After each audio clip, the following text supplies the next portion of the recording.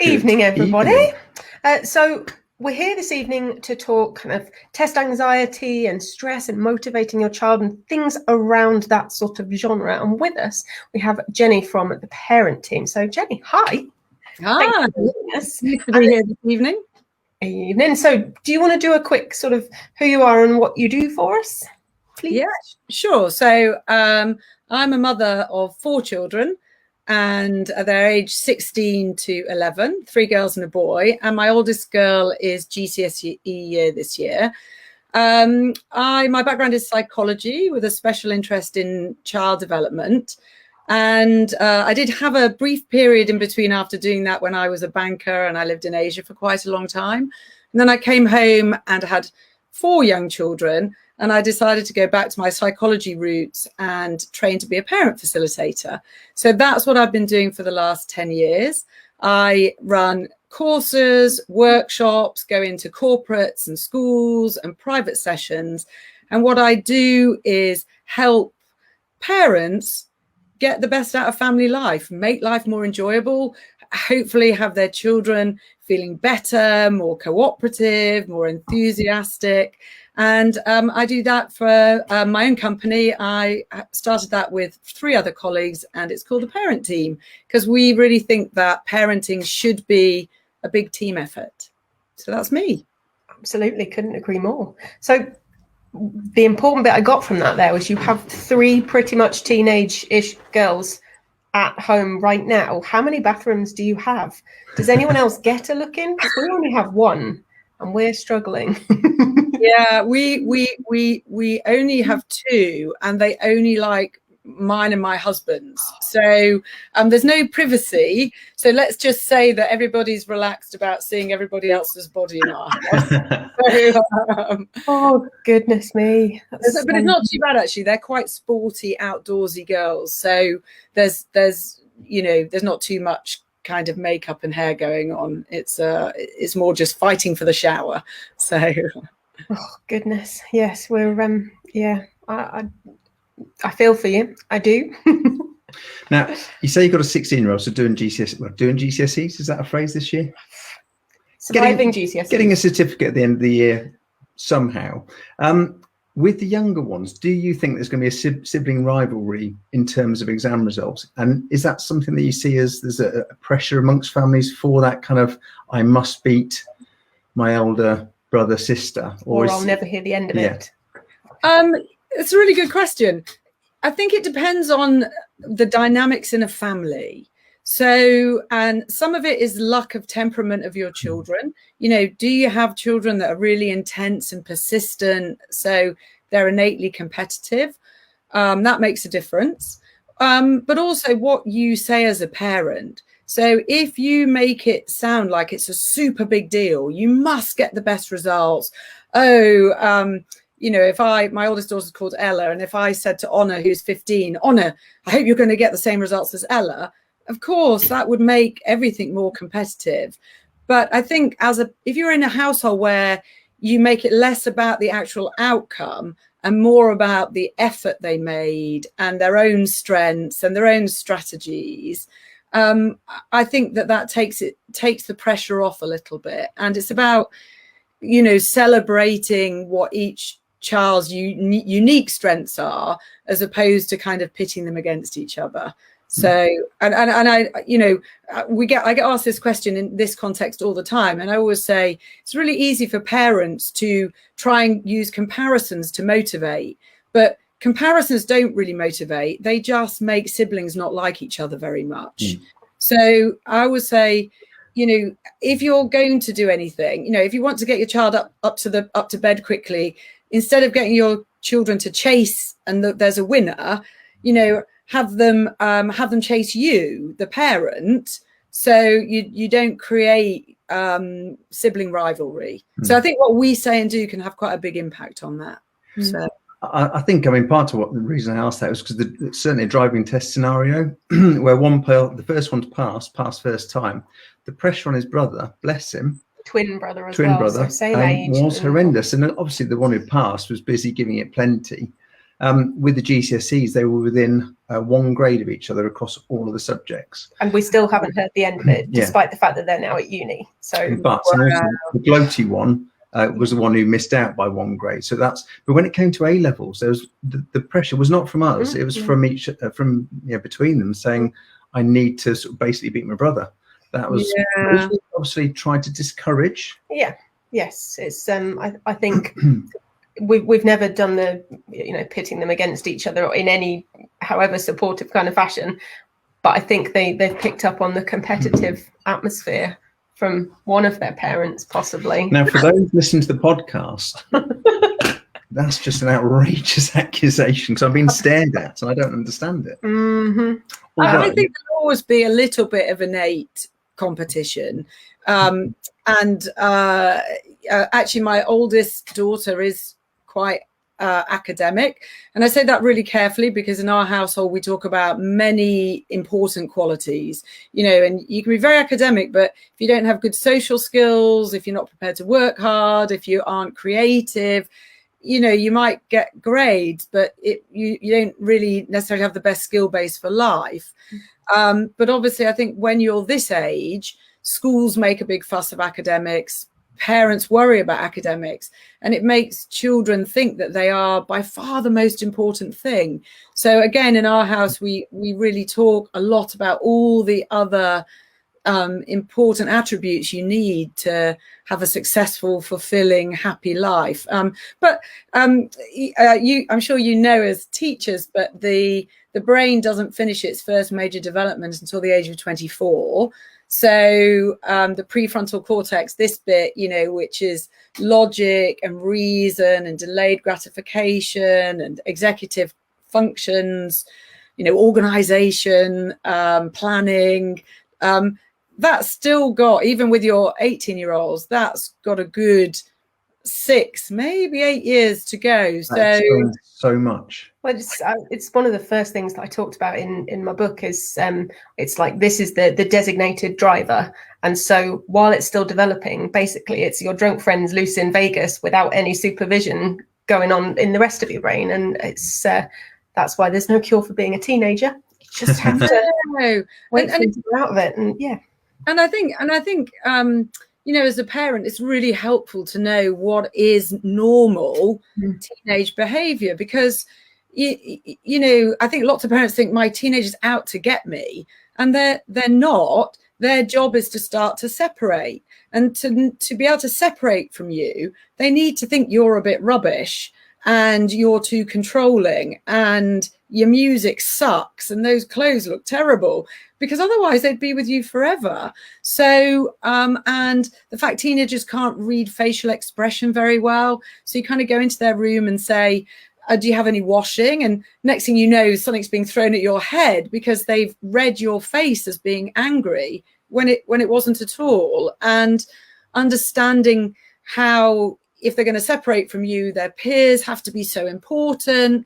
And if their peers, dress a certain way, listen to certain music, want to do certain things, they're desperate to be part of it. And so I always think that the best thing you can be with a teenager is as calm and neutral and non-judgmental as you can be. And again, if you know what is normal teenage behavior, you just can kind of go, oops, there's the eye roll. Oops, there's the door slam. Oops, when she said she hates me and she's wished I was never her mother, she means she's just having a bad day. And as long as a parent, I can stay calm so I don't inflame the situation, then that eventually you'll make it through. That brain will grow. Yes, we've recently discovered Parent Ping, which is an app that you can download and take part in. They're doing a fabulous job.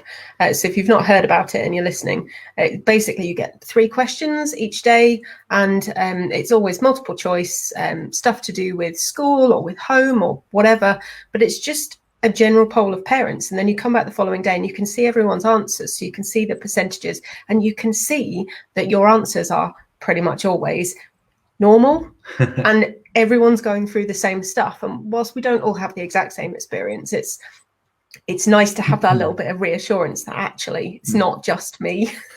But how much fun must it be making those questions up about when was the last time the door was slammed on you, or had washing thrown at you, or Yes. Yeah, absolutely. Absolutely. Yeah, so I'd highly recommend that, for the record. And if you're listening to this on the podcast, then this is of no use to you. But if you're watching this on the live on Facebook, do feel free to chime in with questions. If you've got anything around test taking or anxiety or helping motivate your child, stress, jump on in. But yeah, so I think we've what we wanted to talk about was possibly labels. Mm-hmm. So there are labels that school will attach to children. There are labels that as parents we sometimes attach to children. We have lots of labels we attach to ourselves, and we tell ourselves we're impatient, or we're, I don't know, whatever. Stubborn, possibly, yes. Gloaty. Overly competitive. But in terms of our children, what's your advice on labels, particularly when it comes to, as we've already slightly touched on, academic and so on, and the impact that can then have on how children feel about test taking and school in general? Yeah, that's a really good question. So one of the reasons I did psychology at university was that my temperament is very intense and persistent. I mean, now I'm past 24, you can probably guess. So my brain has balanced a lot better, and I've done a lot of work on it. But, you know, when I was a kid, stubborn was applied to me. Stubborn, miss answer back, cut off your nose to spite your face. And emotions are incredibly powerful. Strong emotions are much more powerful, even as an adult, actually, than your prefrontal cortex. So as a child, you can say, I won't feel this way. I won't get angry. I won't get upset. But you can't really control emotions very well, particularly when you're young. And having a negative label attached to something that you can't control very well can be really, really difficult and damaging. So my advice is stay away from negative labels. Negative labels. When parents normally want the best for their children, and we often use some techniques. We use some criticism or some nagging, or we use some threats, or we use some comparison, or we use a negative label.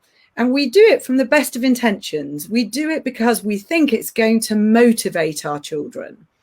But I always ask all of my clients who do my courses, and I say, you've had a busy day and your partner comes in, and the first thing they do is complain about dinner and say it wasn't good enough and they didn't like it and you need to try better tomorrow. And I say, do you as an adult, if your partner says that to you, do you think, oh, I must try harder to make a nicer dinner tomorrow? What do you think? Or do you throw it? You know, so when you do an exercise, when you think about it at an adult level, there's from your own experience, and there's lots of research that shows that negative techniques, which we think are motivating, and you'd call that extrinsic motivation, don't work. They don't make anybody feel good. They make you think, I'm useless. I can never do it well enough. I'll never be as good as my brother. I am stubborn, and it doesn't get you anywhere. So because we ourselves as parents feel anxious. You think, oh my gosh, look at my child. Look at how they're behaving. Look at how they're doing in the schoolwork. Oh my gosh, what if they don't get the exam results? So we go into our emotional part of our brain, which is called the limbic system. And we release adrenaline and cortisol in our system. And that then causes us to say quite catastrophic things. You'll never amount to anything. If you don't pull your socks up, how are you ever getting a job? Or we say, if you don't put your phone down, you are grounded for 3 months. And all of this just takes up the emotional temperature in the house. And then your child doesn't feel good. You don't feel good. and your relationship is really stretched. So what I always recommend to parents is look for the good. Look for the good. So, okay, maybe everything's not going as well as you might like in that perfect fairy tale world, where your kids do nothing apart from want to do revision. And household chores. And household chores. And household chores and picking up maths, which none of my children have quite mastered. So, you know, if your child gets their books out, praise them. If your child sits down for just half an hour, praise them. And really stay away from even a positive label. So never call your child clever, brilliant, amazing, talented, because that gives rise to something called a bit of a fixed mindset. Always praise any effort, any positive attitude, any good strategy, like getting all your gear out before you sit down to start, any focus, and never make it about the results. So I had this funny story. So my daughter was at school and she was doing some Greek test, and she sent me a text and she said, oh, I got top in my class for Greek. So I thought, okay. So I sent a text back and I said, you must have done really good revision to get that result. And she said, didn't do any revision. Oh, okay. So I said, that showed me you must have concentrated in your lessons with your teacher. You know, I just stay away from any kind of clever, amazing, brilliant. And we always talk about or you can only ever put in your best effort. You can only ever try the best you can do, and you only ever improve in little steps. So you'll never go from being not great to being brilliant in one big step. It's got to be a series of little steps that feel manageable. So and I always encourage my clients, look for those little steps, you know, just one little step at a time. Oh, look, you've got out of bed and it's, you know, it's still the morning, and actually you've got your books. And actually you've sat down and you've opened your books, and really look to praise each little step, even when inside your limbic system is going, oh, it should be 6 hours of work, and you know. But if you concentrating on the negative will give you rise to a very negative cycle, and concentrating on anything positive will give rise to an improving positive cycle. Now, every trait, pretty much the research shows that almost every personality trait is about 50% genetic. So whatever you find challenging in your children, it's probably coming from you, your partner, granny, uncle, you know. So in my house, everything good came from my husband, and everything challenging comes from my side, you know. But so given that I was telling you I'm persistent and intense, one of my children is very similar. And in our house, we don't use the word stubborn. We always say she's persistent. And sometimes her sisters and brothers say, I mean, stubborn. She's stubborn, but mum is persistent. But we were playing one of these family games. You know, sometimes you get these cards and you do it around the dinner table, and each card says, you know, what's your favorite hobby? What's your favorite memory? And my daughter got the card that said, what's one character trait you're really proud of? And she said, I'm really proud that I'm persistent. And I would never have said when I was a child, I'm really proud I'm stubborn. But actually, they're kind of the same. So I just say to parents, if you look, you can find something good in your children. It's always there.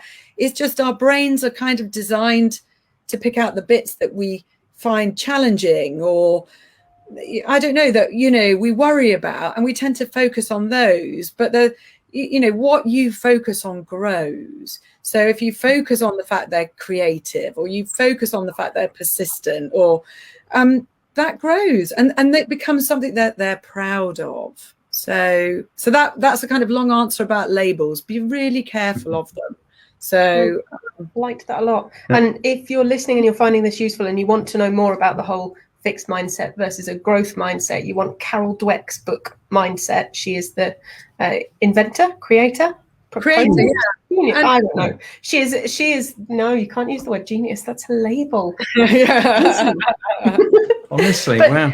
She's I got to hear her speak about it once, and it just makes so much sense. And she's been working on it for years and years and years. Yeah. So growth mindset, the more you work at it, the better you get. And I would recommend, actually, there's a, if you go onto YouTube and look up her RSA animated clip, she's got a lovely clip, which is about 10 minutes long, and it's perfect to show your children because it really explains mindset. And, you know, sometimes occasionally my children do a bit of music practice. And I remember one of them saying, I'm bored. I don't want to do any more music practice. And I said, growth or fixed mindset? And she'd watched the Carol Dweck video and she said, oh, fixed mindset, a growth mindset.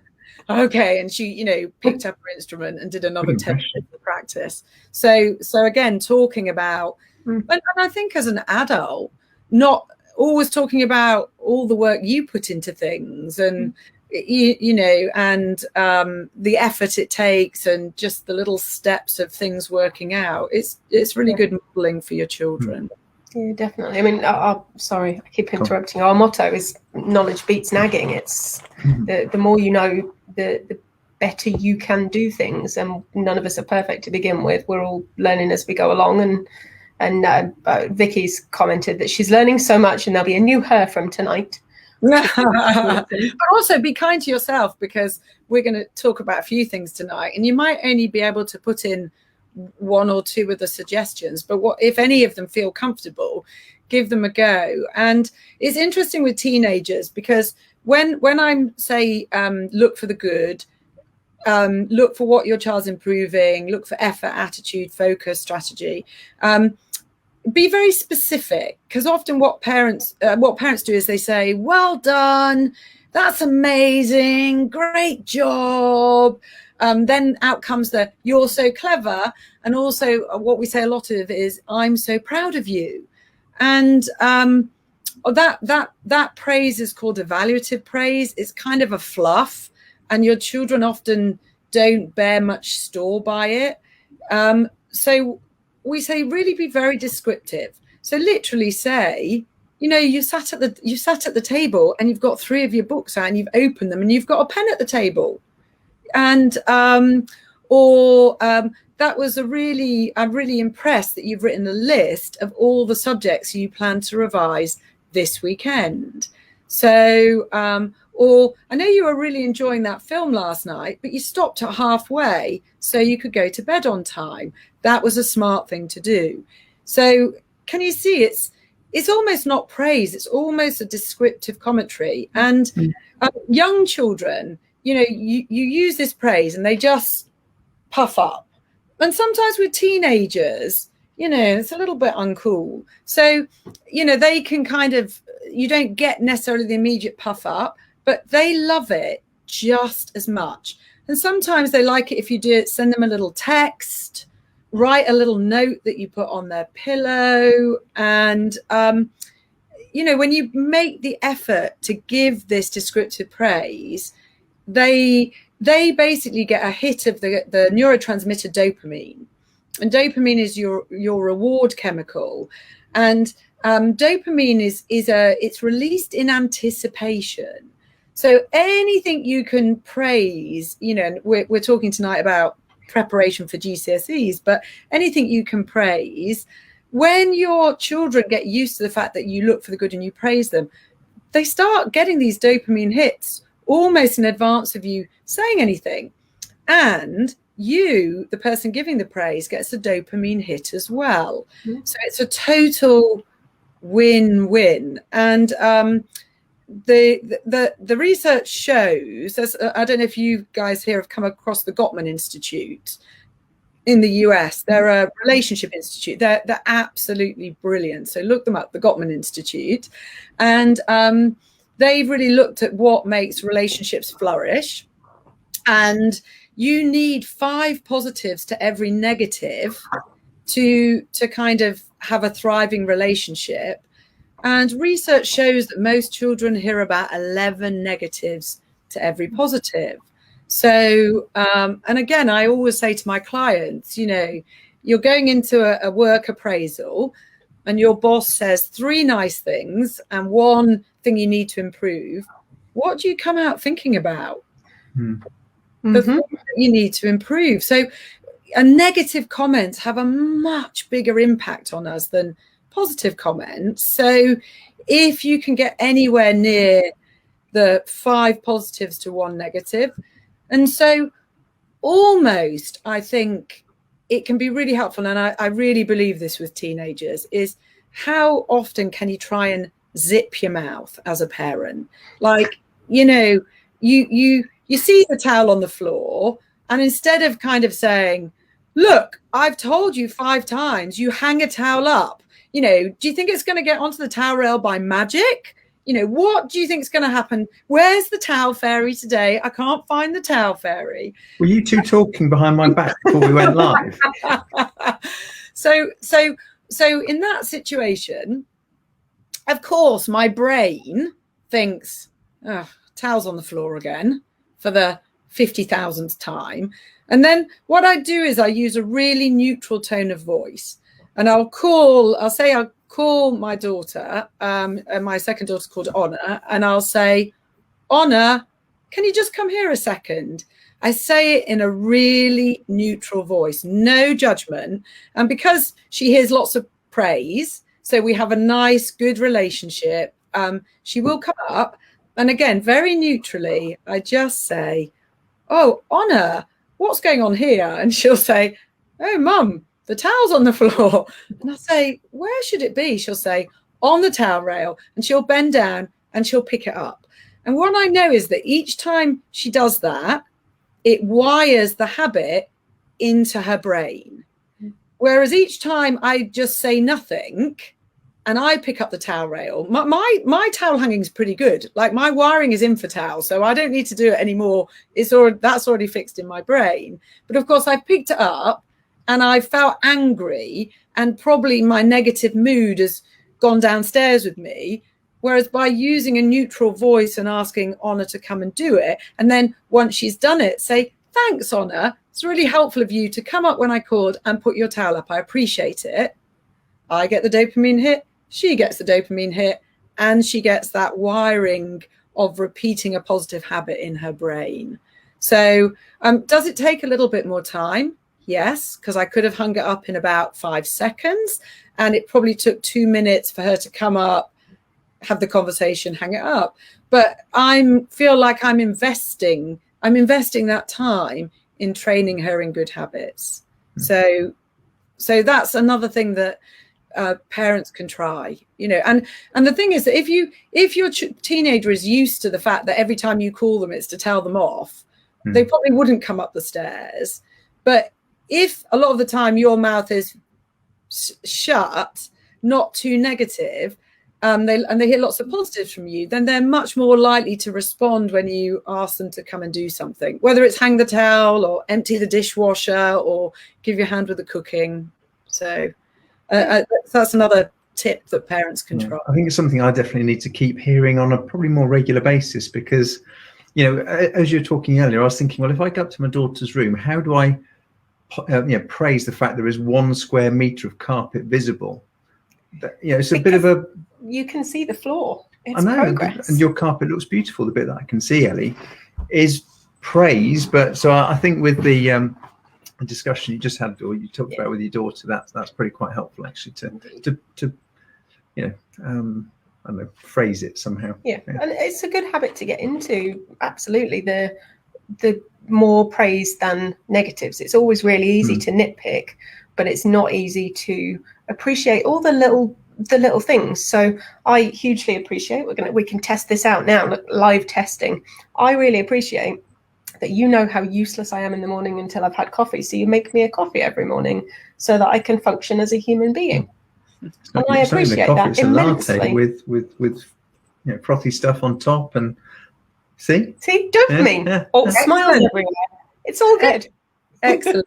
And sometimes, you know, your comment about your daughter with everything all over her floor, you know, sometimes you might have to praise something else, you know, or I can see you're really engrossed in the book you're reading, or my gosh, you know, I can see you've got all your clothes out so you can put a kind of a stylish outfit together. And sometimes I think as well that children, but lots of children find transitions quite difficult. And when our children are babies, we do the transitions for them. You know, we put their clothes on, we change the nappy. And then it's almost that once our children get to about 3 or 4, we just assume that they can easily do transitions because now they talk and they walk. So hey, if I'm an adult, I can do transitions. They should be able to do transitions. But transitions are hard for a long time, and particularly because children are motivated, you know, their basic drivers, their basic motivations in life are feeling secure, so your attention, primary caregiver's attention, having fun, pleasure, curiosity, so learning about things. Not schoolwork, by the way, that doesn't fit the bill. But, you know, what happens if I put a fork into a plug socket, you know, or, you know, what happens if I take a pen and I put it on the wall? That kind of curious. And once you get to teenagers, tweens and teenagers, it's the peer group. So being in with the peer group. So they're the key motivators. So again, with schoolwork, I say to my clients, you know, my clients will say, why doesn't my child want to get on with their homework? Or why don't they want to have a tutor session? And I'll say, right, homework, they've been at school all day, they've already done quite a lot of work. Let's see, which of those base instincts does homework fall into? Your attention, pleasure, curiosity, or peers? Oh, none of them. So lots of children don't have much internal motivation for schoolwork. Now, you know, when you're getting more to the age of 15 and 16, it often is getting better. It is. Often they are getting some quite reasonable internal motivation. But sometimes as parents, we can just help support them, and we support them in a transition. And it might be as much as saying, I know you want to do your biology revision today. How can I help in any way? And would it help if I ask you some questions? Or would it help if I set the timer for 20 minutes and I came up and bought you a biscuit? So sometimes, you know, it's very hard for a child to start something, and if we can support them in the transition to make that change, to sit down and start something, often they're away, they're off, they can do it, they just can't make the first step. Yep. So my 15-year-old, she shares a bedroom with her older sister, but her side is often can't see the floor. And so sometimes, you know, I will say, Honor, shall I come and help you? Would it help if I start making your bed if you start putting your clothes away? And invariably, I don't have to stay there for the whole time, because as soon as she gets going, she'll say, Mum, I've got this. I don't need any help now. You know, off you go. But she just couldn't quite take the first step. And again, if we get angry with them, come on, why didn't you get going? Why didn't you make your bed? Why don't you get your books out? Then again, you know, you as the parent are getting anxious and angry, and that ups the emotional temperature in the house. And then your child is like, get off my back. Look, I said I'll do it. Like, who cares? And then they're absolutely not in a good frame of mind to actually get it done. So again, rather than nag, I always say, is there a way you can support? Yes. And that's another tip to try. Oh, yeah. Just something that occurs to me with the for the year 11s who are about to take exams or whatever they're called, motivation is lacking for some people, and this is something we've heard from members where they don't see the point because they think the grades are kind of pretty much predetermined, because nobody really knows exactly how the grades are going to be created this year, and that is a familiar, I don't see the point. It might sound like a bit of a teenage thing, but is it just back to I don't know, praising the tiny bit of effort they do, same as you said earlier. There is a point to it. We know there's a point to it, but that's because we have the rational brains that are, in theory, properly developed. Yeah, absolutely. It is the praise. And I would use another skill that I teach is something called emotion coaching. So because our prefrontal cortex is pretty strong, when our children struggle, we often go into being really rational. So they'll say, oh, I don't want to do it. What's the point? I mean, it doesn't mean anything this year. And we'll go straight into fix-it mode. Using our rational brain, we will say, no, there is a point, because actually those grades will still be looked at by universities. And, you know, when you go for your first job interview, they'll look at those grades. And we've gone straight into fix-it mode. But when a child is feeling emotional, when they're feeling despondent, when they're feeling anxious, when they're feeling angry or upset, when adults use logic with them, they feel really disconnected from the adult. They really feel like, you don't get me, you don't know what I'm going through, and you know, you just, all you do is advice. So half the time the first step has to be, I can understand that it's really frustrating this year, that it's not clear how the system's going to work, and it's not clear if it's going to be fair or not, and I can see that feels really difficult for you. So it's getting in with some empathy. And again, I feel like as grown-ups, we're pretty good at empathy with our friends. So, you know, if your girlfriend calls you and she says, you know, I've had a bad day and I've broken my new boots and I've got a parking ticket, you know, we don't say, well, this is how you should mend your shoe, and should you write and tell the parking people the ticket wasn't fair? We don't. We tend to say, gosh, sounds to me like you've had a bad day. You deserve a glass of wine. And we go, oh, and we feel much better. But somehow, again, I think we don't feel so capable of doing that with our children and with our teens. It's almost like we're so busy wanting to fix it that we miss the empathy step. So, you know, every time you get your sense that your child is feeling emotional in any way, connect with the emotion first. Seems to me that you are really angry that you now have exams at the beginning of May and at the end of May, and that feels really unfair, because you really, if it was a normal year, you would just have one set of exams. I can see that's really frustrating. And basically, I always think of emotion as a wave. So your child's wave of emotion goes up, up, up, up, up. You know, they kind of get angrier and angrier and angrier. And so it takes a while for waves to come down. So if you want to bring a wave down, you know, if you deny their feeling, look, pull yourself together. I don't know why you're making a fuss. Everybody else is in the same boat. Nobody else is, you know, everyone else has got to sit 2 sets of exams. So, you know, stop making a fuss. Then all we've done to that child's emotional wave is make it bigger. Or if we get involved saying, look, this is what you need to do. This is what you've got to get on with in the next few weeks. I've prepared a revision plan for you. Then that makes the emotion wave bigger. So actually, we've got to get in there with the empathy, saying, again, it's so frustrating, and kind of match their energy level. So if they're really angry, you can't really say, oh, that's really frustrating. You have to say, boy, that's frustrating.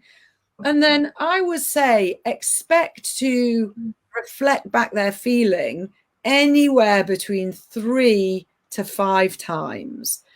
And the brilliant thing is, you don't have to fix it. It's not your job to fix it. Your job is just to it's basically just to re-regulate their emotional brain and their thinking brain. So you say, boy, that's frustrating. I can see you're annoyed. And then your child goes, yeah, because what's the point, right? And you say, I understand. I totally get it. It's hard enough revising once, let alone for 2 exams. Yeah, I mean, do you know, Mum, I am going to have to sit exams for 4 days in May, and then do them all again at the end of May. I can see that is frustrating. It is. And what's for dinner, by the way?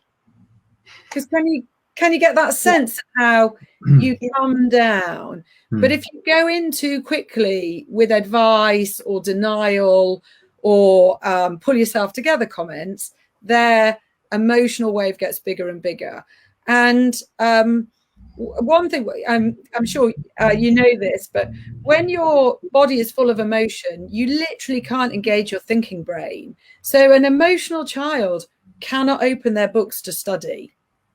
Forget it, because there is no space in their brain to concentrate on laying down learning, so kind of helping children self-regulate is a really key step that's a really key step for us to support our children with.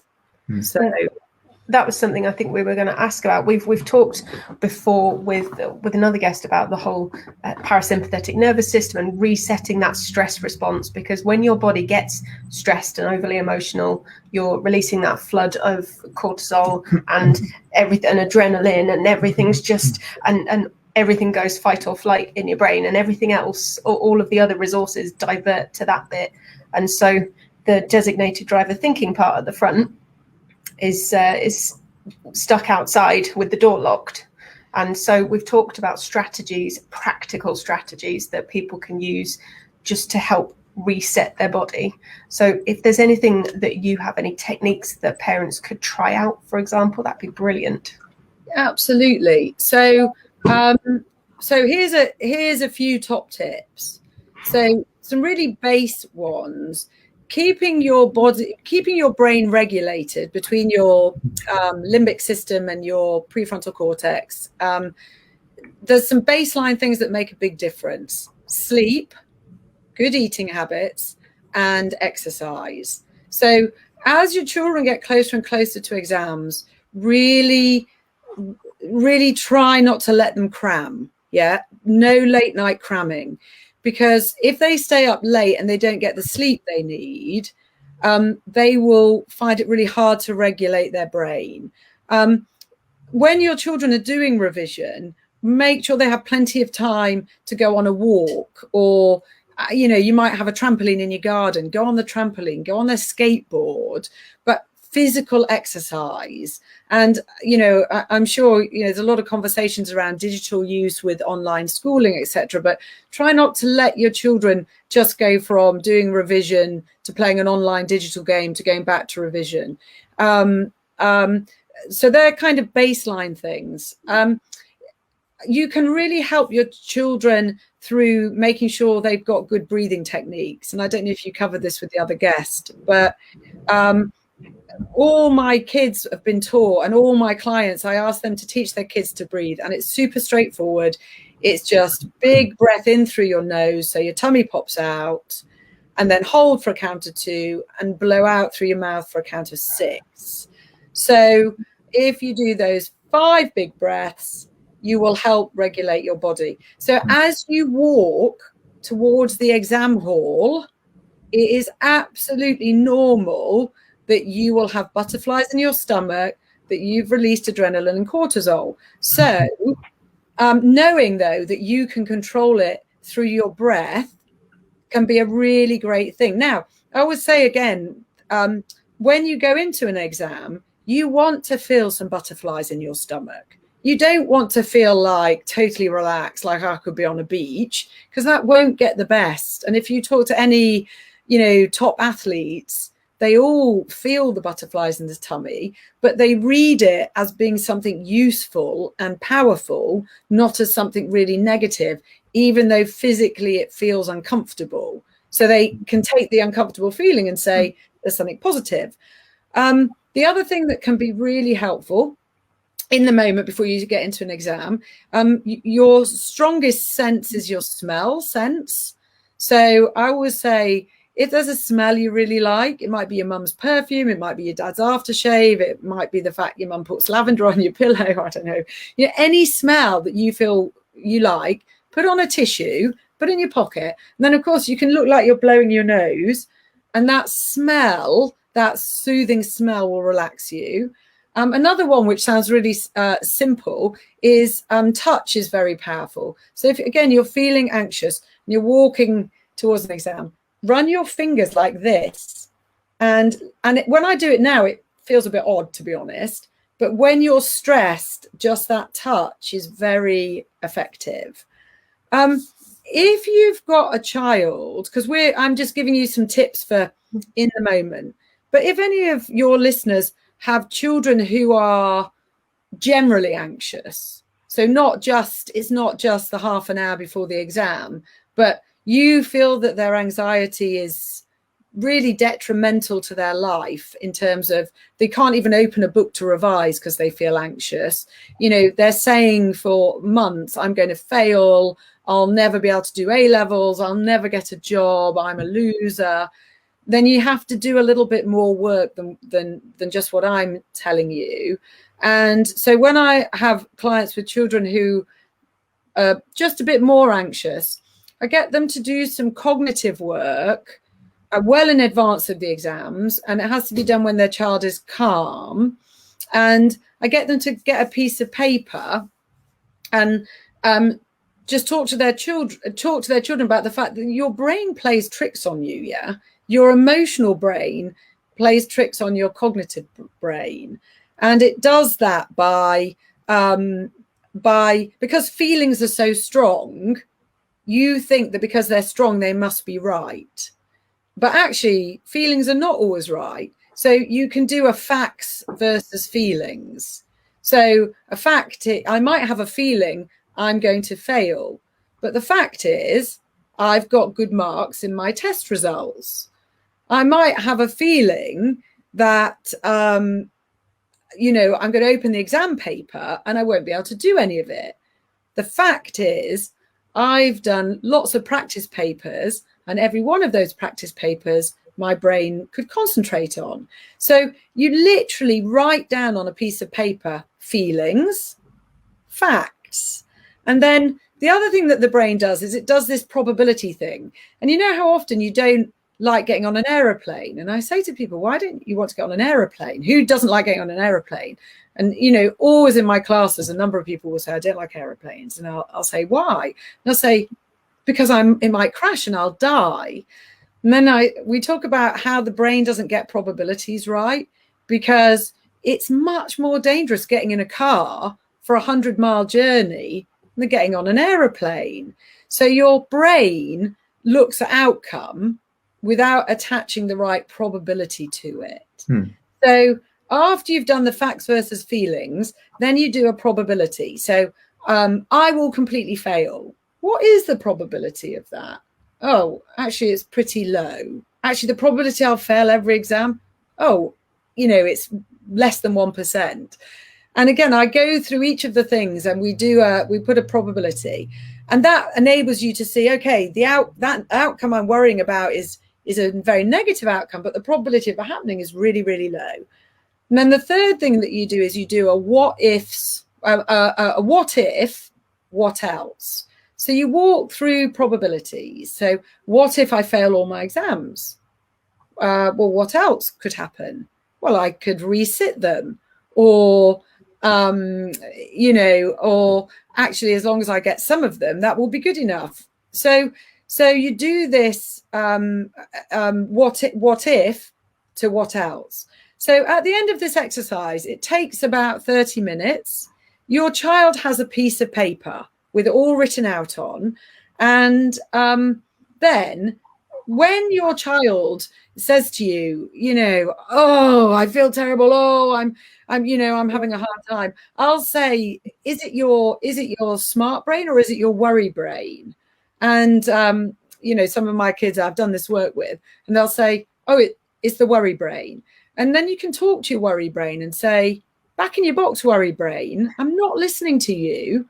And then you get your piece of paper out and you open it, and there's all the work you've got written down. And this is why you have to make the time to write it down. And then that piece of paper might come out 10 times before the exam. And is it perfect? Does your child say, oh, great, oh, I don't feel worried at all? No, but these are all, they're all support mechanisms for your child. Like, I've got my piece of paper, I can tell my worry brain to go away. I can start my breathing. I've got a handkerchief I can smell. And knowing that knowing that they have all these tools to help just stops their anxiety going through the roof. So what is super not helpful is when parents say, you're fine, there's nothing to worry about, it's all going to go really well, look, just don't worry. Because again, that's your logical brain talking to your child's emotional brain, and you haven't calmed your child in any way. All your child thinks is, you don't get me, you don't understand what I'm going through. It's all fluff again that you talked about earlier, the fluff. It doesn't, there's nothing really attached to those words. It's a platitude almost. I love that everything you've talked about isn't just applicable for children as well. I'm kind of hearing things on the list. I'm thinking, oh, sometimes I do get a bit worried about such and such. Maybe I should do a list and work my way through the thing. And I know we have parents who have recently confessed to counting to 100 several times a day because they're clashing with their child and they're finding that they're getting really stressed. And those breathing exercises could make a huge difference, because it bypasses the ability to reason with your brain. It just resets your body physiologically speaking, which is a big deal. But also the positives, if you sort of start that cycle off, and I'm sitting there thinking to myself, I should probably listen to this on a loop every month or so, just because I do occasionally maybe moan about my daughter's bedroom, and she's generally fantastic, but it is the thing that kind of bugs me a little bit, and I do go with the negatives, and I can see how it's not helpful. So I think a constant reminder, just until I get into a habit, is, well, that's the thing, it's building habits, isn't it? It's the same as with good revision. If it's a habit, it's a lot easier for children to do, because it's just the thing that I do at this time of day, rather than it being a thing I have to actually think about and make myself do. And the 5-minute win we talk about as well, if you get them to start even just for 5 minutes, as you said, it's normally like the snowball that starts off the avalanche.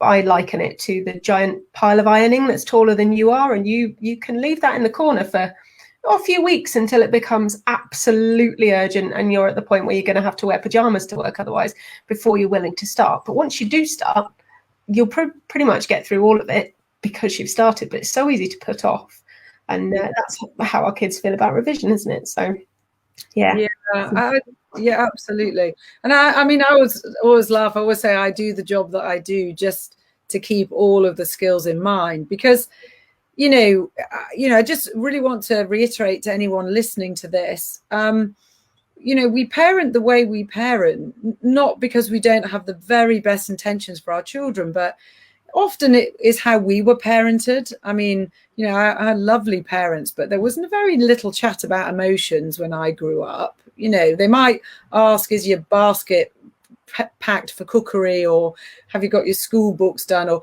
can I help with your homework? But they wouldn't say, gosh, you look like you're having a bad day.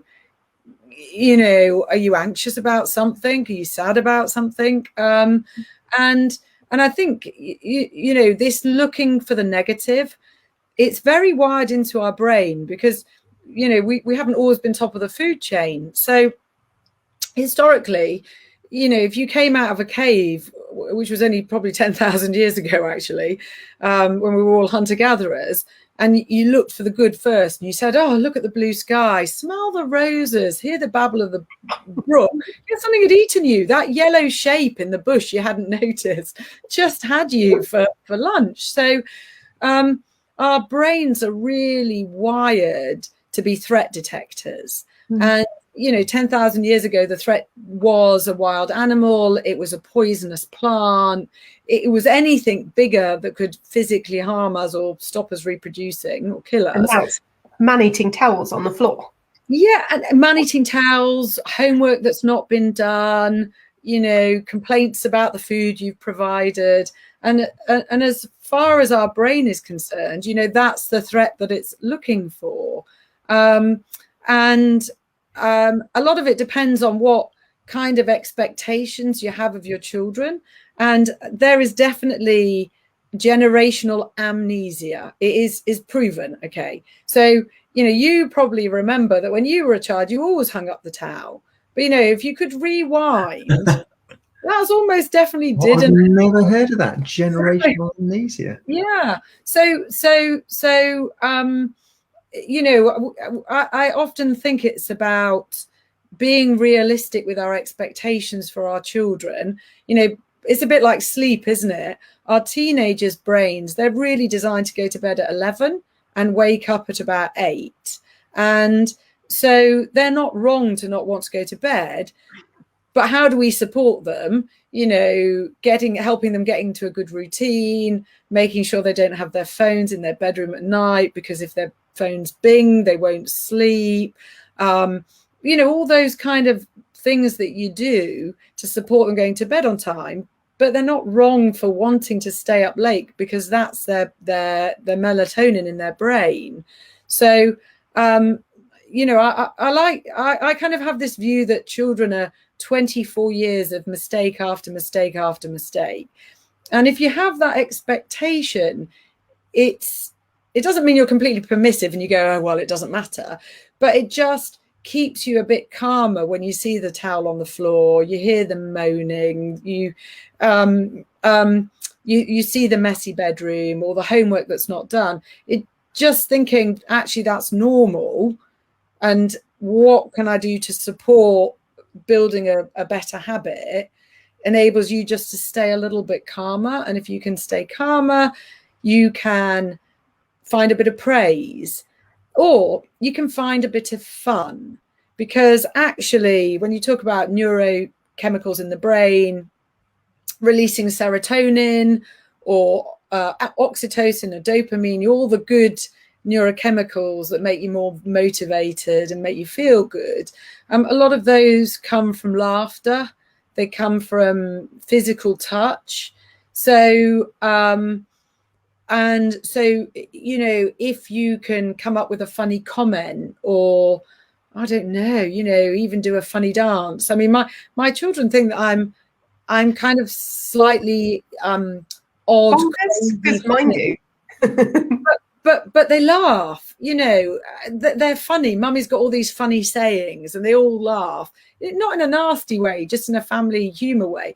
And of course, as soon as they laugh, they're much more likely to try to be engaged, to feel connected with you. But of course, if you don't have realistic expectations for teenage behavior, you just are feeling angry and cross and disappointed and resentful and let down all the time. And if that's how you feel as an adult, it's really hard to find some fun. It's really hard to find some praise. So there's a really good book by, I don't know if you come across it, Tanith Carey, and it's called What's My Teenager Thinking? And what she does is she breaks down pretty much every piece of teenager behavior you've ever seen and kind of explains what's going on in the teenager's brain, explains what's going on in your brain as the parent listening to what the teenager's saying, and then kind of decodes it. So that's a really nice book. And there's another really good teenager book by Bettina Honan, so The Incredible Teenage Brain.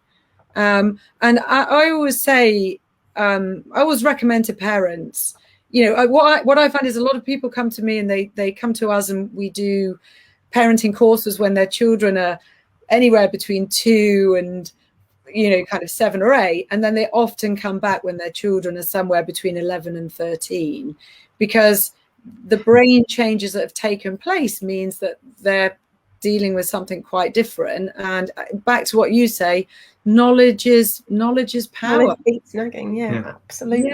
Yeah. So I think if you learn about what's kind of normal, it just stops you being uber anxious as a parent, that you've got this kind of, what's this child? I mean, how are they ever going to be an adult in life if this is how they behave at 14? Whereas actually, it's really normal for a 14-year-old to be like that.